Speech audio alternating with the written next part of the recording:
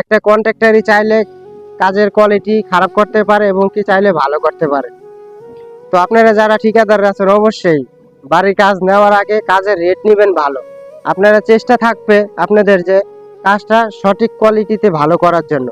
কম রেটে কাজ নিয়ে পরে কাজের কোয়ালিটি দিতে পারেন না, এর ফলে কি হয় বাড়ির মালিকের বাড়ির ক্ষতি হয়।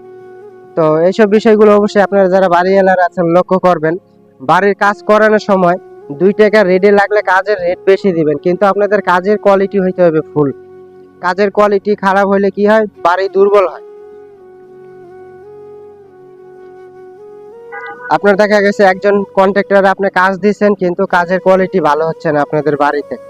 এটা মূল একটা সমস্যা হচ্ছে গিয়া আপনার যে ঠিকাদারের কাজ দিচ্ছেন তার কাজের কোয়ালিটি ভালো হওয়ার ঠিক আছে কোনো আশাই নেই, কারণ সে আপনার থেকে কাজই নিচ্ছে কম রেটে।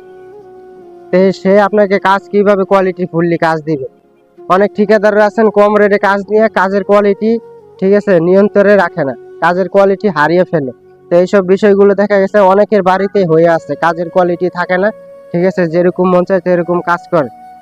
আপনারা যে ঠিকাদারের কাজ দিবেন বাড়ির কাজ, তাকে অবশ্যই নিজের কাজ মনে করে কাজগুলো পরিচালনা করতে হবে এবং কি সঠিক নিয়মে কাজগুলো তদারকি করলে আপনাদের কাজের কোয়ালিটি ভালো হবে, কাজে ভুল ত্রুটি কম হবে। দেখা গেছে আমাদের দেশে অনেক কন্ট্রাক্টর আছেন কাজ দেয় ঠিকই কিন্তু তাদেরকে খুঁজে পাওয়া যায় না, ঠিক আছে, কাজের সময় পাওয়া যায় না। মিস্ত্রিরা যেরকম মন চায় সেরকম কাজ করে, পরে ভুল ত্রুটি হইলে তাকে পাওয়া যায়। তো অ্যাকচুয়ালি দেখেন একটা কন্ট্রাক্টর যদি দেখা গেছে আপনার দ্বারে সবসময় একটু সময় দিতে পারে, তাহলে কি হয় মিস্ত্রিরা সতর্কের সাথে কাজ করতে পারে এবং কি সাইটটা সঠিক নিয়মে পরিচালনা হয়। একটা কন্ট্রাক্টরের মনে যদি আশা থাকে যে আমি এই সাইট থেকে শুধু লাভ করব কাজ করে, তাহলে কাজের কোয়ালিটি জীবনেও ভালো হবে না। কন্ট্রাক্টরের মূল কাজ থাকবে যে কাজটা কিভাবে সুন্দর করে কোয়ালিটি ফুললি করা যায়।